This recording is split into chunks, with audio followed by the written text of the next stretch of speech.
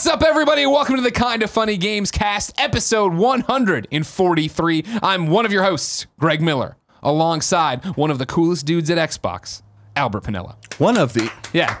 Well, see, no. For myself? So there's a whole thing. Who's cooler? Well, see, I don't... Major Nelson? Jeff Rubenstein? Jeff's Jeff, cool. yeah, Zombie Jeff Vlog Man. Rubenstein! So no, see, I was doing a play on words Okay. because usually Tim Gettys hosts this show. Okay. But Tim, he's fallen sick with LaCroix flu. He's sick at home. Is that the thing with the shirt and he was... Oh yeah, he's finally overdosed. He's had too much LaCroix and he can't be here today. So I'm usually one of the coolest dudes in video games. All right. But I was giving them a window into who you are, Albert. One of the coolest. Because you at Xbox. I'm the least coolest dude. What? Xbox. If I there don't was a believe it ranking, all. I would be at the bottom. I believe Nate Ahern works there, so trust me. Nate Ahern is a cool dude. No. Also a new dad, by the way. Yeah. Nate Ahern's also a new dad. Yeah, I know. Where by the end of this show, I'm going to convert you. No, That's what's gonna I'm happen. down to have kids. This is the whole thing. I met the love of my life.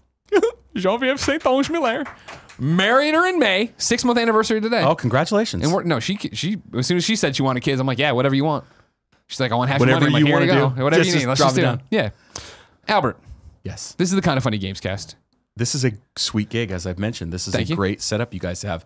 And you have quite a dedication to Sega Master System and we do. Ghostbusters. We do. Yes, you've nailed who appreciate I it. am. You know who I am. That's what it's all about. That's a lot. Many of my college hours were spent playing Ghostbusters on the Genesis. A great unsung Genesis you. game, by the way. Hold my hand. Thank you. This is it. You thought you met the love of your life. Yeah. Here we go. I thought you were going to sell me on kids, not I'm sell going to me be a on close this. second. Oh, wow. This is good. This is going well.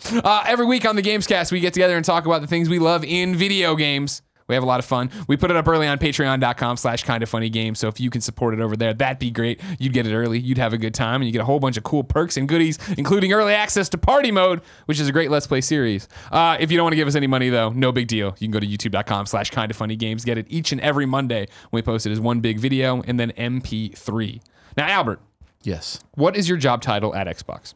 Well, officially, I have a big, long, boring Lay Microsoft it on me. title. I wanna know But it. I'm just going to say Director of Marketing is fine For Xbox. for Xbox. I'm in marketing, which I know is not the coolest. Again, not the coolest title to have, the marketing title, but that's Why what it not? is. Don't let them get you. Nobody likes marketing people. But that's because they don't know marketing people. That's right. You play games? I do, not as much now as I used to. If you want to talk old school Genesis or Portland Retro Gaming, I'm in. I was there. Modern stuff, I just have a stack this high of stuff I haven't gotten to. I'm always envious. I listen to you guys and how you talk about like the depth, and I'm going like I like literally turned on Mario Odyssey and I just went, oh my god, I'll never get to this again. No. Like, and I know I just don't have time See, for now anything. you're unselling people on kids. I don't- People who have children right now are putting them out on the curb. So I was playing Cuphead. My daughter will now say, Yeah. I want to play Cuphead. And then Okay. she watches it for 2 minutes and realizes it's scary. And she goes, I don't like Cuphead. Yeah. But then inevitably I turn it off and she goes, Dad, let's play Cuphead again. So we play Cuphead. Cuphead's a great game. Cuphead is a great game. Yeah, and it's on the Xbox. So I do play. I played more than I do now. Sure. Because of time and work and job and Yeah. life and things. But yeah, want to go old school. I'm with you. Okay, we'll get there. I want to talk about your career and how you become the head of marketing and all that Oh, jazz. okay, well, But you're making the rounds right now on the video game industry. I am the part of my overexposure tour. Talking about the don't overexpose yourself, please. Talking about the Xbox One X. Yes. Its release date's right around the corner. Is it? Yeah, I think I'm the not sure. 7th, right? Yeah, what? right Yeah, around that's there. what I've heard. Someone told I me. immediately erase the release dates Dates. once I get it. I My had- Xbox One X is at home right now. I played on it last night. It's there. I'm fine. Good. You got it. You got it all set up. It went well for you? Yeah, I didn't have to beg and plead like Gary Wood over there. You know what I mean? Gary you guys would just sent it. he's just like on Twitter begging me for one. Oh, hey, can I get one, please, Gavin? You know what I mean? That's I what gave he in though and just gave him one. But Yeah. I told him I'm going to swap him for Rogue One's gossip. So Ooh, he's going to have he to give me does some have of the good goods. stories. Yeah, I want He to does get have good when this stories to mic say. goes off. I just want to get him drunk and have those lips start flapping. You don't need to get him drunk. He's desperate to talk to anyone. So once he does that, Because he's had kids. So yeah, you know how it exactly. goes. Xbox One X though. Yes. Here's what I want to know. Sure. You guys have been bold all over the place with this. And we'll talk about Xbox in general and everything you've done. But with this one, you're talking about the Xbox One X kind of being the end of console generations. Have we? Yeah, oh yeah. You're talking about it all the time that this is the future now. I think you're Iterating. talking about it. Am I? Explain this to me because this No, is a I- message that I think is getting lost. Yeah, so I have. This is like, of course, I like have to get into like like the mode, right? Which is I don't. I don't think it's the end of console generations. And I don't think that's actually what we said. There's going to be like console generations is what makes this industry interesting. Like that is where you get all the excitement, right? Is like when, in fact, as I talk about, like whenever a new console comes out, the only thing people can talk about is when's the next new console coming out. Of course. And so what I think we're trying to do is introduce the idea that maybe console generations can work a little bit differently. Because the games business, you know, again, we're looking at your shelf, it's worked a certain way from the beginning. Like from the day that what do you want to call the first consoles? Can we agree? Is it an Odyssey 1? What do you want to call the first Odyssey, sure. Oh, so go Odyssey. Okay, since the Odyssey 1 came out in 72, right? It's always sort of been the same kind of every 7 years. Here's a new box. It looks better. You throw the old stuff away. You go on to the new thing. And one of the questions we asked ourselves was, does it really have to work that way? Do you have to throw all the old stuff away? Does it all have to be relegated to like a cool shelf that you like have to go find an old TV to actually? I have the same shelf, so no, I know, but I can't get stop out staring. your RF converters and put them into your cable. I mean, port. I could tell you so many stories about that. But like you know, trying to find an old TV to like set up again. But I think the idea is like, does it have to work that way? Can we get all of the excitement and energy of a console generation without the pain? It's painful. As a business, it's painful. It's painful for developers. It's painful for customers. But it's the thing that everybody gets excited about. So I don't think we said it's the end of console generations. I said, I think we think about it differently, and we're trying to figure out how we can make it more continual with your software library, because I think that's what people really care about is the games. Sure. And you know, we go back and I'm sure we'll talk about OG Xbox game compat that we did. Yeah. And we talk about you know, having Play Anywhere, so stuff plays on the PC, and all these things are little pieces of a story that it's going to be more about your games than the specific device you're playing on in that day. And that's, I think, a lot of the energy that we're putting into this is around game compatibility. Gotcha.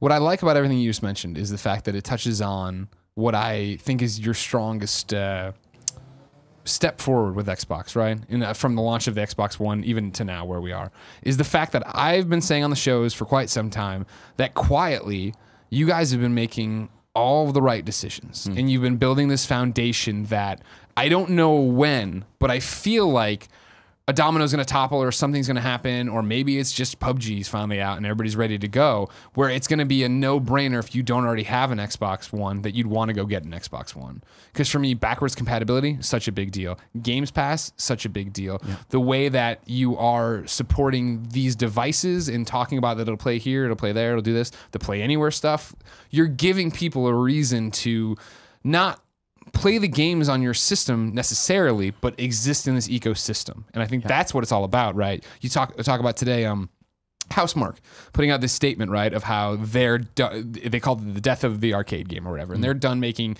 games like Outland and Resogun and all these little arcade things because they're seeing that the future is multiplayer and it is community. Community extends beyond, I'm in the Xbox family, the PlayStation family, the Nintendo family. It is now, I am an Overwatch player. I am a Dota player. Yeah. And so what you guys are quietly doing is giving everyone a reason when they finally look at it to be like, oh, I should play on Xbox more. Yeah, I think it's. I'm glad you picked up on that, because there's like a phrase that some of us use internally, which is like, you know, your dollar goes farther with Xbox, and it's not like a slogan or anything, but it's like when you spend money with us on something, the utility of what you get, the value goes farther. And I'll even, like, if you buy our controller, it also works on the PC. And then so you can get into a topic about whether as a PC gamer you care, but I can say if you do, it works. You don't need another controller. If I buy a copy of Forza 7, I also get a PC version. If I invested in the Xbox ecosystem, oh my gosh, you know, in years from now, is it going to still play? Maybe it'll play even better. Yeah. And those are all things where it's like investing in the Xbox ecosystem is something that we want people to feel like they get a great value, and that there's going to be a long-term curation and care of your friends and your games and your investment with us. So I'm glad you're picking up on it. It's all the pieces are starting to come together. How long have you been on Xbox now? I started a year before we launched the first one. Oh, so wow. Okay. Actually 17 years this month. Oh, wow. Congratulations. Yeah.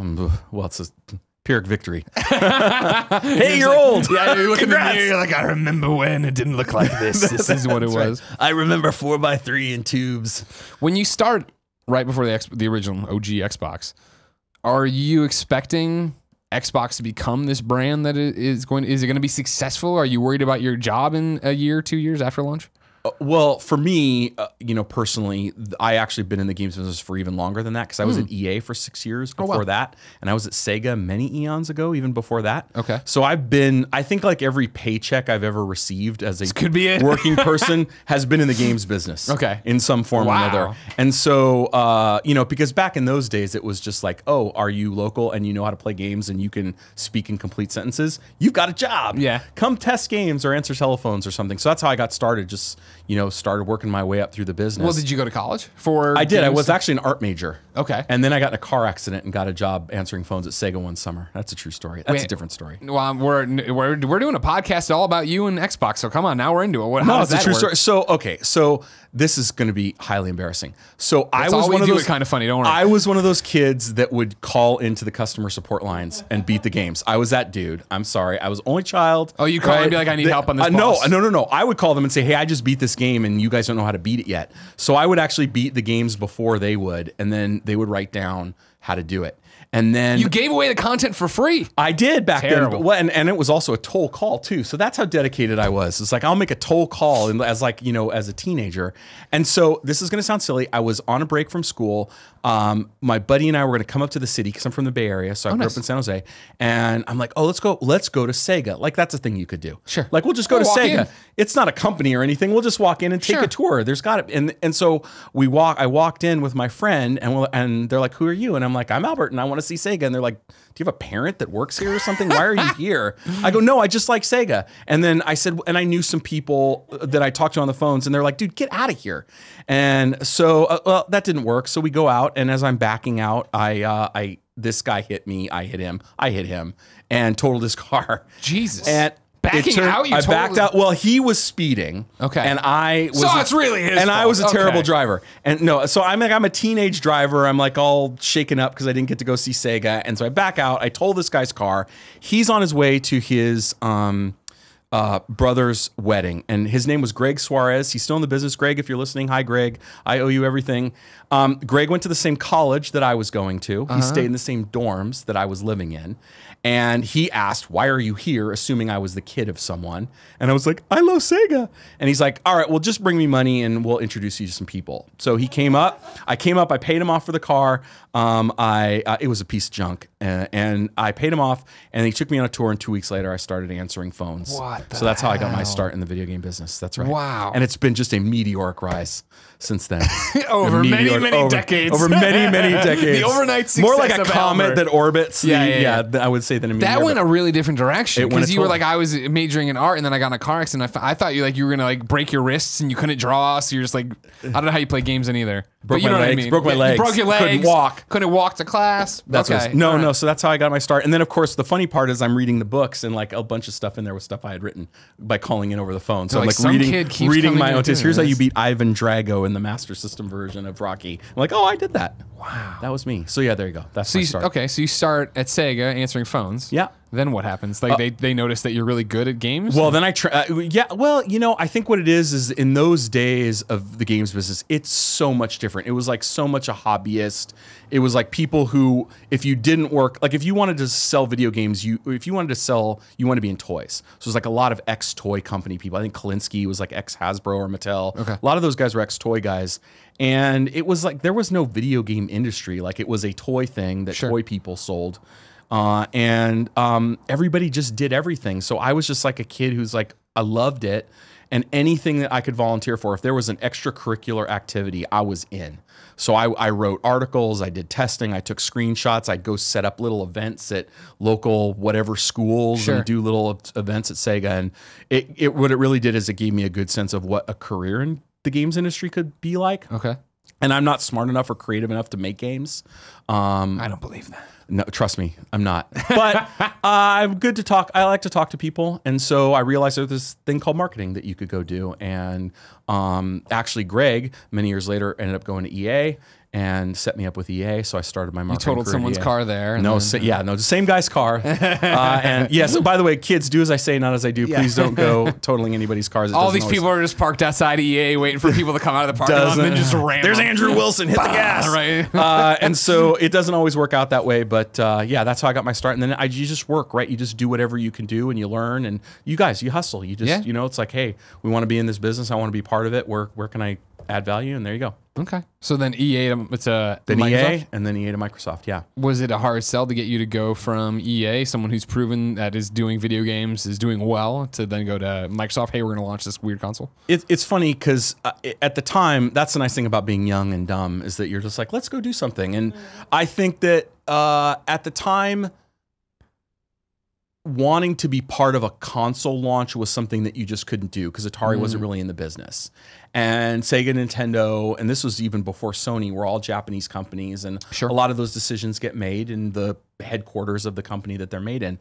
So the thing that really interested me was this idea that there was an American company that was trying to do a game console launch, and I thought, hey, I've launched a bunch of games. I did James Bond and Strike and Road Rash and all these games as a Road games Rash. marketer. Yeah, so those are titles I worked God. on, and then I'm like, but I'm not going to get a lot of chances to work on a hardware. Yeah. In a company that I can actually have some say, a point of view, and contribute. Someone will listen to it and it might actually be able to do course. something. And so I thought, and no, by the way, it's going from Electronic Arts to Microsoft doesn't look like the worst thing on a resume. So I didn't think there was a lot of downside to like packing up my then girlfriend and, go see how this Xbox thing at Microsoft works out. Yeah. So that's me. Okay.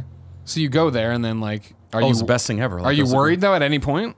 No, after I saw the product, I remember my first day, the first thing I wanted to do is I wanted to see the hardware and the controller because like that's what you want to see. Like I'm not I don't know anything on Microsoft. I don't know anything about business or how they work, but I'm like, I want to see the product. So I remember seeing the controller, I remember seeing the console. I remember them telling me about the specs and seeing some demos, and I'm like, oh, this thing's gonna be pretty sweet. Yeah. And oh, by the way, we gotta fix this controller. What do you like about the That was like literally day one. I was like, yeah, this controller's gonna take some work. A little too big. We gotta fix this. Yeah. So that was actually my first planning project at Microsoft was the Japanese controller, which ended up being the one that we switched a year later. Wow. Yeah. So there you go. You're a fascinating career. It has been. It's like Forrest Gump. Like I wasn't at the front of anything, but like somewhere behind the scenes, You're always see me just waving there. somewhere. So yeah, that's been a fly on the wall for a lot of Before stuff. we jump any further, did you go back to school for marketing or did you learn it all on the fly? I was, like I said, I studied art. I have a graphic communications and degree, and the marketing thing was just like, wow, you all picked it up work on the your site. way up on it. Yeah. It's a little bit different now. Way terms different if you now. wanna get Yes, I into would it. not be qualified for the job that I have. There's no way. Right? Like, there's way smarter people out there than me. I like how you look off to the side. As I'm getting the look. Yeah. She's like, this guy just kept failing upwards somehow. Got in a car accident. No, there's super smart people in this business. It's great. I mean, and like just how much knowledge people that enter this business have about how the industry works and stuff is amazing because that kind of information was not available back when I was doing it in the early days. So what do you think now when you see and hear, basically the eve of the Xbox One X launching? What do you think about when you look at that box and compare it to the original Xbox? I think there's a lot of the spirit of the team is in the Xbox One X. And we've made some subtle and not so subtle callbacks to the original Xbox, like the name and bringing backwards compatibility. And that's not unintentional, but there's just sort of that same feeling of doing something really interesting and different. Yeah. And this vibe inside Xbox is really, really good. And it reminds me a lot of the original Xbox launch. Has that been palpable around the office? Because I mean, again, this is always that thing from us being industry observers or pundits or whatever you want to call it, right? There's been so much made of what the original Xbox announcement was, right? And then the slow change and then Phil coming in and all, like, you guys have been on this upswing, but like I said, it's been this quiet upswing, right? I almost feel like you're doing it like, don't let them know what we're doing until it's happened, until we're ready to take over the world kind of thing. Is everyone there? You feel as when you talk about the spirit, that's where everybody's at? I think there's just a good spirit of trying to do the right thing for our fans. And like having Phil really center us back on the gamer and back on the fans gives you focus. It helps you make decisions. And instead of sort of talking about what we're going to do, let's just do things and just trust that by doing good things for the fans, they're going to respond well. And so I think, you know, and I appreciate you saying that, because that's how I feel. It's like, I think we're just trying to do good work and we're trying to do cool stuff. And the more good work and cool stuff we do, the better people are going to feel about the product. And Xbox One X is coming out at a great time where I think there's just a lot of great momentum, and we've got a lot of great features and a lot of great games. And now we have a really great piece of hardware. And so I'm excited. I'm really excited about it. I mean, it's you guys, I feel like I've said, making the right decisions when they need to be. And I know that, like, when you guys cancel a game, or, you know, hey, Crackdown's getting pushed, it was that thing where everyone's knee-jerk reaction is like, oh my God, and then you have that moment where it settles and you're like, well, what do you want them to do? Do you want them to release a game and charge you $60 for something that's not great? Or do you want them to say we're pushing it, or we're not doing it, or we're making this tough decision? And that is that, again, gamers first attitude I think you guys have. Yeah, I think some people, you know, if Gary was here, you know, I think he would understand the games are a creative process. Yeah. Some people think of them as a technological product, but they're actually a creative product. And just like in a piece of creative, they need to take time, and you make changes, and you want the best thing to come out. And the nice thing about the games is you just go, well, you know, we're going to give it the time it needs to be, the game it needs to be. And that's like almost never a bad call. From the inside, what do you think is the biggest misconception or thing the general public and gamer like myself don't get? You know, you talked about that they are a creative industry, and like right now, there's so much hullabaloo, whether it's games and services, it's microtransactions, it's the incremental console generations. What do you see somebody saying, go, oh my God, that's not how it really works on this side of the fence? I think... Wow, this is like a really great question. That's why people come to Kinda Funny. Now Subscribe. We're going deep. Now it should be called Kinda Deep, because that was kind of a deep question. I think maybe this is just a general phenomenon that when a decision is made, forget us, anybody, when any company makes a decision, there's always the guy that's just like, well, that was dumb, and it's so obvious that this other thing should have happened. And the answer is, like how did they just not realize that they should have just done this? Why'd they put the button there? It should have been over there. And it turns out these decisions are extremely complicated, and that there is a lot of factors at work beyond that people, unless you're in the industry, just don't understand. And so I have learned myself, just as a consumer, that when I see something that seems obviously like a bad decision, my first gut reaction is, I wonder what really happened, because there's no way they didn't know. Right. Something else is going on. What's the something else, as opposed to like, oh, that's dumb, they don't know what they're doing. So the biggest misconception I think about games is no different than anybody else, which is there's a lot of other factors at work. We talked about this with, you know, I'll give you a good example, is the OG back compat and 360 back compat, and we just talked about this, that we thought the biggest challenge was going to be technological. Like, oh my God, we've got to get like these 15-year-old games running. How do we make these things run? And then like that was hard, but the reason that we don't have a huge amount of games is not a technology thing. It turns out it's a licensing thing. Sure. And sometimes it's not even our licensing thing. And sometimes those licenses don't even exist. Sometimes we don't even have the piece of paper that shows who the person is we even need to talk to, because that was so long ago. So there ends up being all of these other factors that people just don't understand sometimes. On that licensing front, this is an interesting question I have for people on the inside. Are you seeing or hearing that contracts, deals, whatever you want to call, are getting future-proof that way? Because it always is, you make a great point of like, oh man, they're re-releasing Crazy Taxi, and you start it up and it's not The Offspring, and you're like, what the hell is this? Is like, you've lost a bit of that magic. And it happens all the time where something gets re-released, but they have to take out this or this track or this voice, because the deal was, I signed up for this game, for this thing, and it never talks about digital management rights or any of that stuff. I'm the hardware guy. I'm not the right guy. And I know, that's why I was just But I think in general, the globalization and sort of understanding that there's going to be other things, other technologies that haven't been invented that this might apply to. I think the industry and people are getting smarter about that kind of thing. Yeah. So it's definitely something the industry needs to think about as we think about compatibility into the future. Sure, going on and on and on. For Xbox One X, yes, was this an easy decision, a no-brainer? Like, what internally, what's happening when you guys like, we need to do something else, and are we doing Xbox 2 or are we doing Xbox One X, or how does that come to be? Because it's the weird thing of like, you and PlayStation kind of start coming together, or not coming together.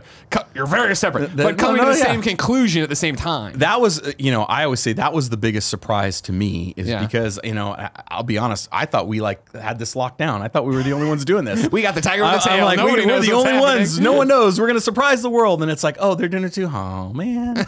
Oh, man. And then it becomes interesting for me, different from other customers. It's like, oh, why did they make those choices and we made other choices? Yeah. Has it been easy? No, because I think we're doing something big and different. In some ways I'm glad PS4 Pro came out and we're doing it now because it's an industry initiative that everybody's looking at. And so I think that's good. I do think it's a good thing for gamers. I do think it's a good thing for the business. But we had a long journey of discovery and discussing how this was all going to work. And I have to say, I'm really proud of working on a team that's had kind of a pretty clear vision of what they wanted to do.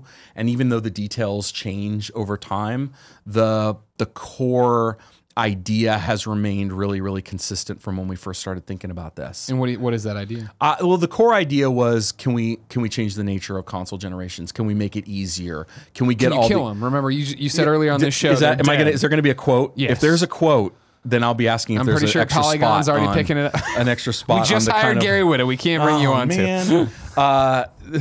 We got to feed the baby. You should have thought of that before you killed console generations. No, but can we have all the fun of a console generation, all the excitement? I've said this without the pain, and that was a Genesis compatibility. This thing wasn't going to go unless every game worked. And that was a major technology hurdle. And how can we actually develop a piece of silicon that is advanced enough to be different and 100% compatible is a much more challenging thing than, again, I think people on the outside would think. So there was a lot of technology hurdles and business hurdles and marketing hurdles. What do we name it? How do we talk about this? It's kind of a new idea. What do we pull from things other customers are used to seeing, like phones? Is there ideas and concepts we can use that already exist?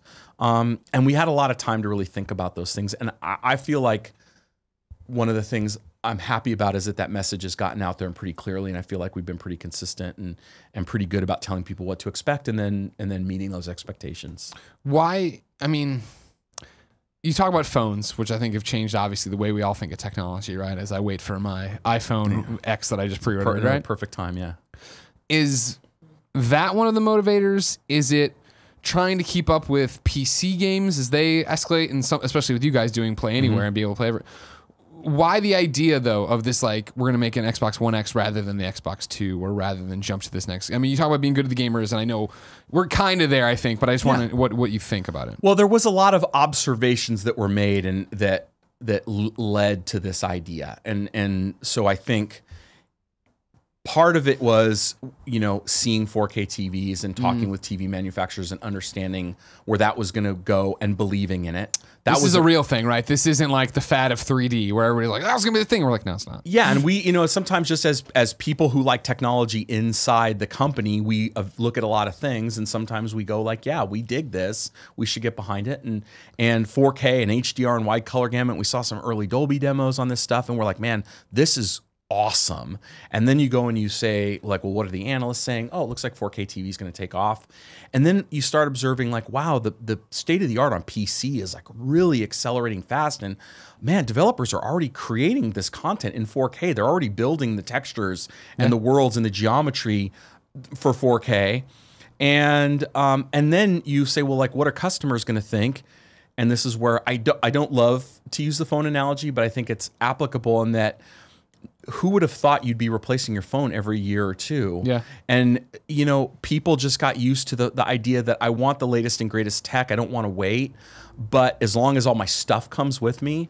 And so you kind of merge that Genesis. How do we do it right for consoles? How do we make people have all that compatibility and feel confident that it's all going to work? And oh, by the way, we can capture all this energy around 4K that's happening on PC and happening with TVs. And you sort of put those together and you're like, yeah, and oh, by the way, we proved that we could do it technologically. And you're like, oh man, we got to do this. It's going to be great. So now that you have it, do you see it? Did it change internal timelines of how long you thought or project the Xbox One is going to be the console generation? Because that's the thing of, is this a step that extends it, or is it just a halfway mark in there? Not that it's really the halfway mark, but you know what I mean. Is it just a tentpole on the way to the next thing? You know, at this point now, we got to launch and see what the customer says. You know, I think there's maybe an idea that we absolutely have a date and it's done and it never shall change. But you know, 360 went on for a long time. Yeah. But it went for a long time because the hardware was able to continually get pushed and the games continually got better, and that generation went on longer because customers were okay with that generation. Sure. And I also need to wait for tech to change enough. Sure. And prices to be in the right Of place. course, So there's components a lot need to come down, right, to be able to get put into a box to make Xbox. There's a Next lot of happen. factors, Yeah. and so I think I don't use this as any sort of marker for the generation, but I do want people, like, because it gets asked a lot, is like the intention is not to make exclusive games, and at some point the Xbox One S goes away and Xbox One becomes, you know, the only, or Xbox One X becomes the only thing. Like there's a reason they're both called Xbox One, and we're going to make games for both, and that's how we built it. And you know, now we have to see how people respond, and Sure. I think the developer response has been great. You know, the amount of titles that that we have already announced and that we're gonna have at launch that take advantage of a new console is crazy. I mean, typically when a console launches, you have 15 games, If you're 20 lucky, games, yeah. if you're lucky. We're gonna have 50 to 70 titles in the first couple of weeks that take advantage of the box. We've announced 160 games that developers are committed to doing Xbox One X enhanced versions. That's a huge library taking advantage of a new hardware. That's I think one of the great benefits of this sort of shift that we're making. Yeah. It's like there are people now who own games that they bought last year that work on a new console that they don't even own yet. And I think that's a pretty, like, as a guy who's been in the industry a long time, it's a neat way of thinking about it. Well, it's a great way to inject life back into those games, right? Of like, how many, we all have the pile of shame. The game that's sitting there in the cellophane on your shelf that you never got to. Mine's about 17 years old. Exactly. But yeah, totally. And so now a reason to go back and pop these things in and actually give them the shot. Yeah, totally. And what's fascinating, I really feel about what you guys are doing is the fact that, as you and Sony, right, with these systems, is the fact that putting them out there on the market gets more people to go buy them. It gets the person who hasn't adopted yet to come back and get there and get it in. And if the system continues to sell, like you're saying, the generation sticks around longer, and you're actually getting, even if you never upgraded your you still have the original Xbox One X, you're still getting more out of that now because more people are buying it, which means more people are supporting it. Yeah, totally. Exactly. It's fascinating, but it's got to be so terrifying. I can't imagine running a multi-billion-dollar business like this and trying to, or even being a part of one division and trying to figure out where we all play and how it all goes. Yeah, I would like to say you're wrong, but it is. It's fun, but again, you know, and it's sort of back to the OG. I think there's a good vibe. I think, you know, we feel really good about what we're doing, and we're really feeling great about the developer support and the enthusiasm and all the questions, like, even tough questions or hard questions or questions that are misunderstood. If someone's asking the question, at least they're interested. Yeah. So, and just the level of interest in what we're doing makes me feel really good. And then, you know, I just go, and then someone will ultimately ask, well, which one do I buy? Well, it's okay. There's no bad call. What's important to you? Yeah. Are you just turned in 13 and you're going to get your first video game console, or are you a PC gamer who finally wants something fun, worthy enough to exist in your 4K screen downstairs? Well, you can figure that out. But here's what I can tell you: all your games are going to work, all your accessories are going to work, and oh, by the way, you can play games from 2 console generations ago as well. And if you like PC games, buy them because they also work on the PC. Seems like a pretty good gig. Pretty good reason to get an Xbox. It's that gamer first stuff you're talking about. Yeah. And it's the fact that, like yes, I think you are showing everybody as you do this interview, is the fact that this is also the 2017 publisher, developer, however you want to call it, interview that works so well. I'm like, yeah, ask me a tough question, and if I don't answer, I don't know, and I'll tell you that, or blah, blah, blah. But it's the fact of that it isn't a suit hiding behind a prepared statement trying to do this, right? You guys are out there talking to people the way you're supposed to be. Yeah, I don't have my piece of paper with my... Well, there's big cue cards over there. That's right. Jeff Rubenstein's one of them. Oh, Gary Whitta finally came back, too. Oh, it's Gary Whitta! We'd taking some shots at you, but you weren't here, so then they kind of came off me. Oh, you heard him. Okay, just making sure about that. So, has it been difficult, as the guy in charge of Xbox One X marketing, to market the Xbox One X? Is it hard to come out and say, "Hey, buy this box," without saying because your old box isn't as good, or the box we're still selling isn't the same? It's a tightrope. It seems like it is. It's been a ton of fun. And like, again, you guys know this. It's like there's a production that goes on, and sometimes like the new tech, new ways that you can reach your customers. There's other parts that make your job fun that aren't always like quite so visible and sexy. And so, like as a marketer, this has been an unbelievably interesting marketing experience, because I think everything we've done and this launch has been sort of different. It's almost been a mantra for us that, if we're going to introduce this new idea of this mid-generation console that's more powerful, maybe we should actually launch it differently than consoles typically launch. Yeah. And it started with announcing, E3 2016 with the S and ending it with Project Scorpio. Say, a year People out, you're like, insane. Right. Like who just says here's a brand new console, go buy it now, and next year there's a better one coming out. But it started the conversation that we were doing something different, and so as a marketer, it has been really, really fun. And internally, do people try to stop you from doing that? Coming out a year. You basically gave like an RCP a year out of like, hey, we'll talk to you next E3 about Xbox. There's a really cool party Scorpio coming out right now, and there's another party coming out next year. Nobody tried to stop it, but you have all the smart conversations. Sure, like exactly the same conversations you guys had after we did it. We just happened to have before we did it. Sure, it's like, is this the right thing to do? What's going to happen? Are we going to stall sales? Are we going to confuse people? And when you ask yourself those questions, then you can take the time to try and answer them.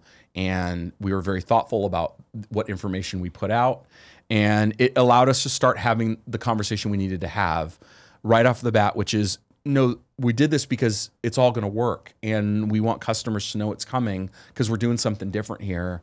And it's, so if you ask me, is this just like another console? No, because if it was, I wouldn't have done this. I wouldn't have done it this way. If it was just another console generation, I would have done it the way it's always been. The old way, yeah. I've done it the old way, but we're doing it the new way. And so that's been fun. It's been a ton of fun. And it just means, as a guy who clearly loved talking about the business, it just makes a really fun lunch conversations. Like, what should we do, this or this? Should we say it this way or this way? Nice. It's fun. Why should people buy the Xbox One X? Well, I think if you want, here we go. Get out the prepared statement. I got my prepared statement. It has the most teraflops. Yes, I have all the terra. I don't know what it means, but we have 6 of them. I should hope you know. Well, yes, I do know, but I probably couldn't explain it. There are people who want the best experience, sure. and I think one of the things we want to deliver is we wanted Xbox fans to be able to play the best versions of the games. If you want the best version of the games that are out, they're going to be on Xbox One X. And we could talk about 4K and we could talk about power, but really at the end of the day, you have many platforms to choose from, and one of them will have the best version, and I believe it's going to be on Xbox One X. So, simply put, that's why I would suggest people get it. Now, someone might say, I'm on a budget, my kid's too young, I'm not ready, I haven't moved over. Great, buy an Xbox One S. And if you're ready, when you're ready later, all your stuff's going to work. Yeah. So there isn't really a bad choice. What's been the biggest hurdle to the Xbox One X for you?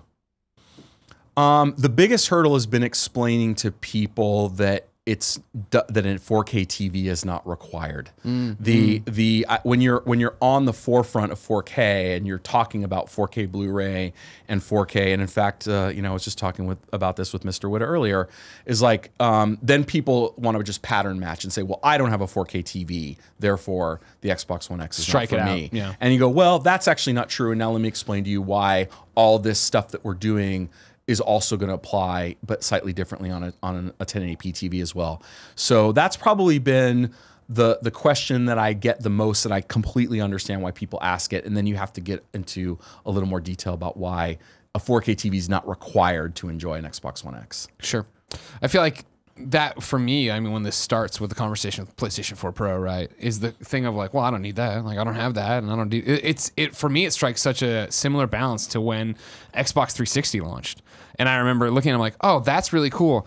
I don't have an HD TV, and I didn't even have at my apartment at the time internet. You know what I mean? Like I was like, this just isn't a console for me. And then to get it, and like you're getting the games out of it, you're understanding differently. Tell you what, trying to read the Dead Rising text on my giant tube TV. Wasn't there some early Rare games that had like I think one of the was it Perfect Dark that had the same thing? I think yeah, exactly. The text problem. But it's just the fact that the innards in both of these machines, right, are such a step up from where they were. Let alone you guys with your flops and your bits and your bots. You know what I mean? And like how it's getting in there and actually becoming like, all right, if you have the console and you're fine with it, great. But if you've been hemming and hawing, if it's not doing something correctly, if you don't have it, period, this is the reason to go for that one. Yeah, exactly.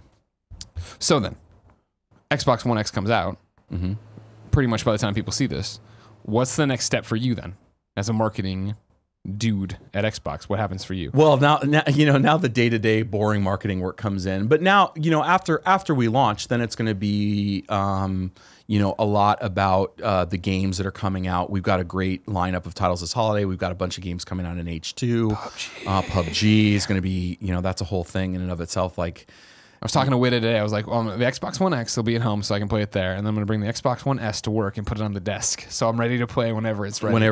One, as a guy, like every time I want to get ready to play that game, it's like there's like 50 million more people playing it than there was the week before. Yeah. And so I go, I'll just waiting for the, I'll just start with all the other noobs on the console. Yep. Yeah, I missed the boat on PC. 100%. And so I'll just wait for the level playing field where everybody's Well, I mean, that was such an ingenious move by you guys getting them and locking them down for exclusivity, just in the way that I played it on PC and I'm like, yeah, this game's great. And I can totally see where if I'd play for 20 minutes and kill it, or just to kill time, I'm not good at it. Yeah. But it's, for me, PC game is just not my bag. You know what I mean? I like the controller and I like a TV and I like a console. And so I was like, I'm just going to wait for this. And like to have it be suddenly my Xbox, I think will go. Right now I have this like, it's been a weird year for me. I'll lay it all on. Well, you got married, so that's. Well, sure. That was weird too. She's taking half your stuff. Exactly. She's already drawn up papers. But it's the fact that, for years and years and years, I've been saying I'm the single player guy. I don't play multiplayer games. And then this year has been Friday the 13th, Destiny 2, Marvel Heroes Omega, like all these things where I actually am getting on and playing with other people. To have it be like, now I'll jump in and I'll play Wolfenstein 2. I'll play Super Mario. But I then find myself going back to the comfort food, these worlds I've invested in, these games I've been a part of. And I can clearly see that PUBG is going to be that same thing. So to be consistently now on Xbox, turning this on, wanting it at my desk here, that's a huge turn. It's funny. It's so funny because I'm kind of like growing up in the single player world that I grew up in playing games. I've never been like a hardcore multiplayer person myself. PUBG is probably the first game I've seen outside of like Halo LAN parties, because that was still kind of single player, just in your house. But like PUBG, where the pace of the game and like the achievement isn't necessarily being the last guy, but like just surviving, doing a little bit better. Can I just do a little bit better, last a little bit longer? So the whole pace of that appeals to me. So it's probably I can see myself getting into that. And I like what you said, by the way, because I think a lot of people miss this about PC and consoles, like there's some sort of conflict, but there are just people who like games who play on PC but just prefer to kick it back. So when people say, well, PUBG's already out on PC, but yeah, there's hundreds of millions of console gamers that don't have the rig or don't have the time, and they're like, it's a new game for them. And it's going to be a different experience on console than it'll be as well. So I think it's going to be a huge game. I mean, I think it's got enormous potential. I don't even think there's you have to think about it. Like, it's going to be. Then that was the thing today on Kind of Funny Games Daily. A guy wrote into me and Mr. Witta saying the fact of, do you think it's going to actually make a dent? Is it going to matter when it comes to Xbox? Because Fortnite's already out there and you can play that on Xbox. You can play somewhere else, and so many people are playing that, and that it's on PC. And it's like, it doesn't matter. And as I've said before, like, I play Fortnite. I like Fortnite, but like, Fortnite is admittedly, from the developers, Pepsi to Coke. Right. And people, even if you've just heard about Coke, when Coke lands and it's $30 for early access, people are gonna be like, yeah, sure, here, let's try it. Let's get in there. Let's see what it's all about. It's hard to explain because, now it's not hard to explain because so many people are seeing it. There's just something about that game when you see it that, like, you're just immediately, it's a fun game to watch other people play. It's a fun game to talk to about people. It's got a lot of those great moments. And it's water cooler moments, right? Yeah, it's got a lot of great water cooler moments. I was doing this and I came over and then the guy came over and he jumped out of the car and he shot me in the head. But there's lots of games that have similar game styles that doesn't make them the same game. Right, exactly. And so I totally agree. Yeah, it's going to be fascinating when that finally drops. And I think it's just such a great win for you guys to get. And I'm glad it's coming out this year. And you know, even though it's in early access, it's still like a really solid game. So I think in this case, the early access is more about content than sort of things like game balance. I mean, I think it is a game that you can play, and it's, you know, tried and true, tested. And then, you know, I think whatever they do for 1.0 will get more in sync with them over time. Sure. But I think it is going to be a good, solid game unto itself, even though it's under the early access banner. Yeah, but I feel like it's such an, you and I are old guys, it's such an antiquated way of thinking. And this has been a conversation I've had with Kind of Funny, everybody on Kind of Funny Games Daily, even when I was chilling out yesterday getting ready for the Bombcast, of just like, I feel like we, and I point to myself if you're an audio listener, people who came from an IGN background and video game reviews, and it was like the sanctity, and Scooter knows what I'm talking about, like action game of the year, shooter of the year, here's our rigid policy, and games aren't that anymore. Yeah. And so like, you're paying money to play PUBG. I don't care what it says, if it says early access or beta, like, because Minecraft was in beta forever, like, that's in the running for game of the year. In the same way, I think, honestly, when you get to 2018, if you're still playing Fortnite or Dota or what, like, that can still be your game of the year, because that's how games exist now. Yeah, that's right. They evolve over time, and that's what's been awesome and weird, and we're at such a cool place in video games that's terrifying because it's brand new and cutting edge, but it's like games are changing to be ever evolving and be this thing, and now consoles are literally doing the same thing too. This is like this last couple of years, I agree, it's like one of the most exciting times as sort of, you're right, how games come, game styles, the technology's coming faster than it ever has before. Right. The power of software and like being able to go do things in software and fix things in software and bring games back through software that you couldn't do in the old days. It's like, I mean, it's an amazing time. Yeah. Man, back when I was a boy. Oh, yeah. Now, does everyone embrace that, or is there one guy terrified at his desk right now? Because, like, I can't, again, $1 billion corporation. We're trying to chart the future. Literally every day, something changes drastically. Oh, man, but that's, like, what makes this the most exciting business, like, on the planet. Yeah. If it was the same thing, we'd still be on the Atari 2600 or the Odyssey 1. Yeah. Depending. But, like, so, yeah, it's got to change. And, yeah, it's, like, that's what's fun to talk about, and that's why you go to lunch. And like, if you work in this business and you're not like talking about this all the time with other people or your coworkers, like I can't. I talk about games now more than I play them because I don't have time. But you're always like, what's changing? What are people saying? What do people like? And even with Xbox One X, we had years to like ask ourselves these questions and debate with ourselves how we were going to go about doing it. And you know, it's why I love this business more than anything. Do you feel like, you know, we talk about it here, like how cool it is, and I think maybe you mentioned this, sorry, I've done like 15 shows today, but it's the idea that, you know, people play NES stuff, they play old school games, and they come up and they make games that are here now, and then you were talking about the fact that, you know, when you look at the original consoles, they were made by toy makers, right? And they're that's what they think of. It's an evolution of action figures, whereas I think so many of us now see it as the evolution of storytelling. It is an art to itself. Do you see, and it can just be for within Microsoft, have we bred out, or have we almost bred out all the suits who don't get it, that are here and they are just business minded, and it is just a spreadsheet, and this is what's happening? Because back and forth with everything that's happened in the recent weeks with EA and Visceral, right? It's been this thing of like, how do you balance business but also make it art? And how do you find that sweet spot where your creators are happy, your customers are happy, and your shareholders are happy? Like, you're talking about having these great conversations, and I totally believe that's happening. Yeah. Is there one guy who's still like, you know, American Psycho, hair slicked back, business card, being like, let me tell you though about my shareholders? No, I can tell you, Microsoft, even the most business-minded people that are not like that. Like everybody, one of the things I think is really interesting about working on the Xbox is everybody loves games, and they love this business. They might not all be gamers, so you're definitely, I think there might be a mistake that like you can like the thing you're doing and not be an expert at it. 100%. You guys are way better gamers, like, and we're not good now than I am. And you know, it's, as Cuphead reminds me every 5 minutes. But that doesn't mean you can't love the business. And so I think what's exciting is we get to work with a bunch of people, but you want the dinosaurs who think the old way, and you want the people who are like way off the reservation. Those are without a doubt, that's where magic happens. I mean, I was just saying, I was just at the Portland Retro Gaming Expo because I'm a retro gamer, and I will tell, for me, I know this is only my own point of view, I like to think about how things used to work and figure out if there's a way that it can be applied today.